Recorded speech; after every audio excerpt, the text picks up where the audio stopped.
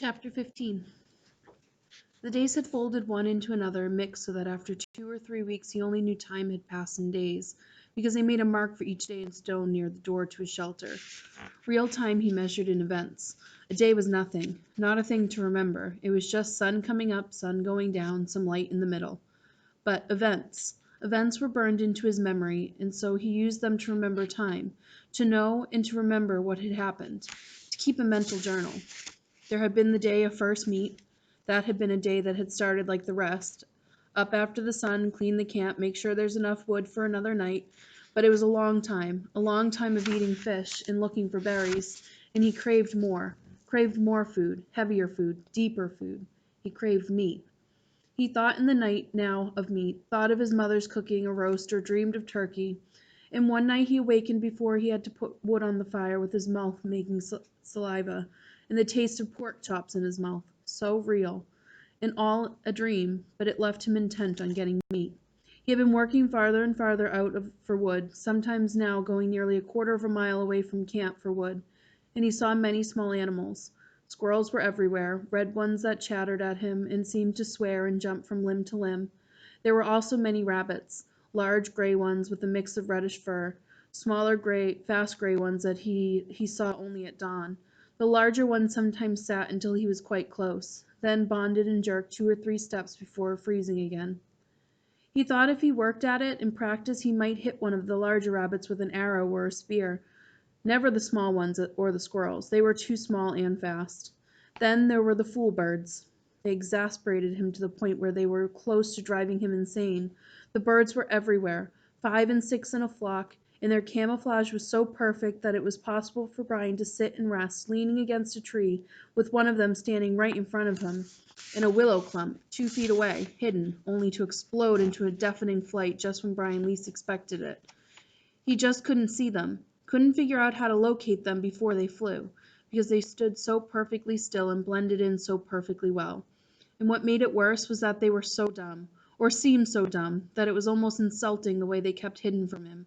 Nor could he get used to the way they exploded up when they flew.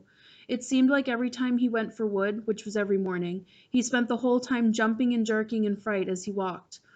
On one memorable morning he had actually reached for a piece of wood, what he thought to be a pitchy stump at the base of a dead birch, his fingers close to touching it, only to have it blow up in his face.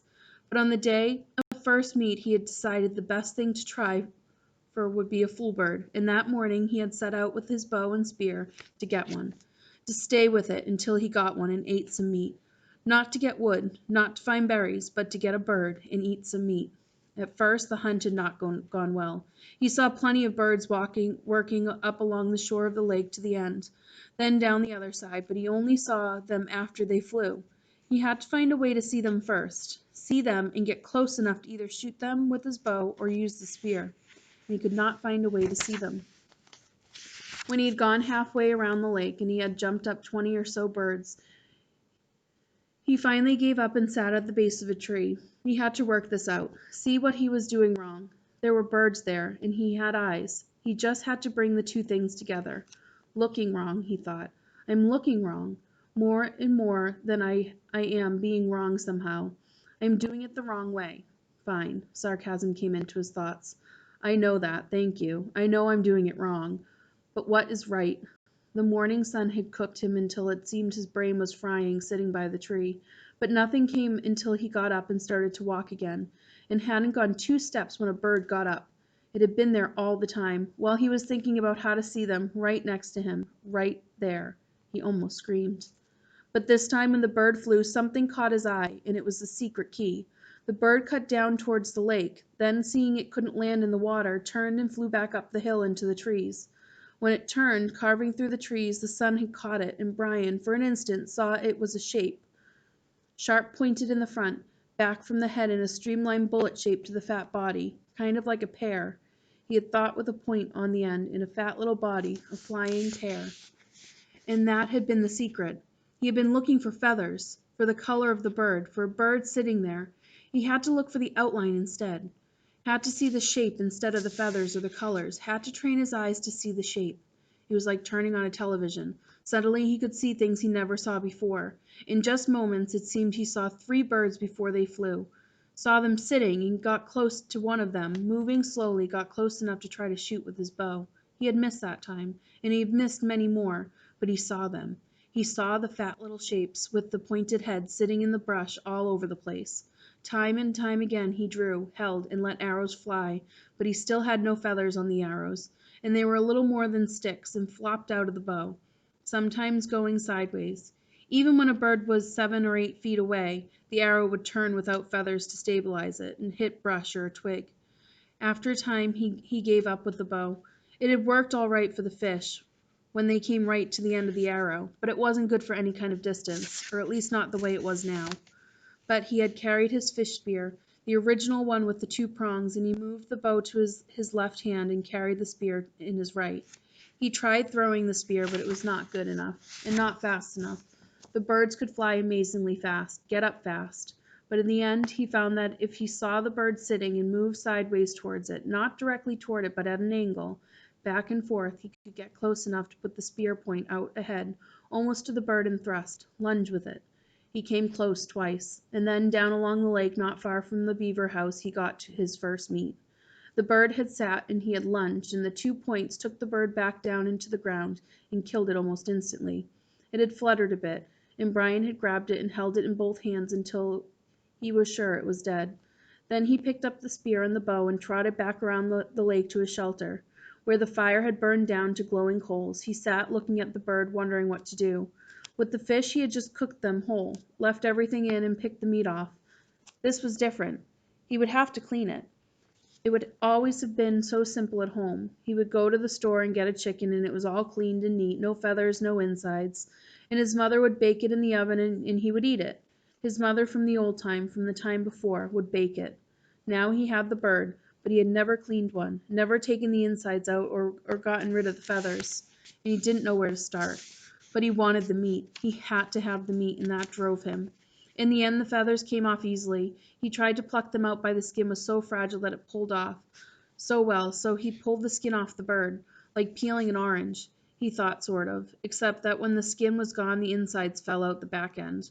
He was immediately caught in a cloud of raw odor, a kind of steamy dung odor that came up from the greasy coil of insides that fell from the bird, and he nearly threw up. But there was something else to the smell as well, some kind of richness that went with his hunger, and that overcame the sick smell. He quickly cut off the neck with his hatchet, cut the feet off the same way, and in his hand he had held something like a small chicken with a dark, fat, thick breast and small legs. He sat it up with some sticks on the shelter wall, and took the feathers and insides down to the water, to his fish pond. The fish would eat them, or eat what they could, and the feeding action would bring more fish. On second thought he took out the wing and tail feathers, which were stiff and long and pretty, banded and speckled in browns and grays and light reds.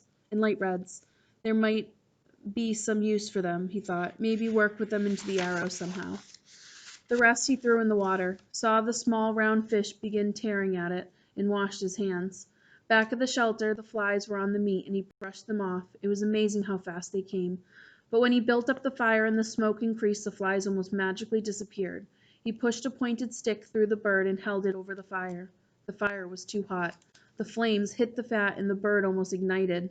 He held it higher, but the heat was worse, and finally he moved it to the side a bit, and there it seemed to cook properly, except that it only cooked on one side and all the juice dripped off. He had to rotate it slowly, and that was hard to do with his hands, so he found a fork stick and stuck it in the sand to put his cooking stick in. He turned it, and in this way he found a proper method to cook the bird. In minutes the outside was cooked, and the odor that came up was almost the same as the odor when his mom baked chickens in the oven, and he didn't think he could stand it, but when he tried to pull a piece of the breast meat off, the meat was still raw inside. Patience, he thought. So much of this was patience, waiting and thinking and doing things right. So much of all of this, so much of all living was patience and thinking.